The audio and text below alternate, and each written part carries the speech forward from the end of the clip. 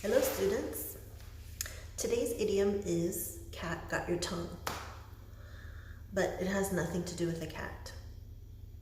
This idiom is a question. You're asking someone, cat got your tongue? Because they cannot speak.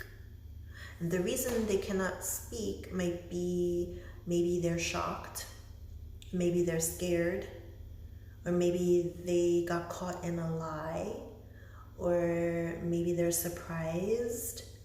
So when someone is struggling to find the words to speak, you can ask them, cat got your tongue? And you're basically asking them why they cannot find the words to speak. Okay, see you next time.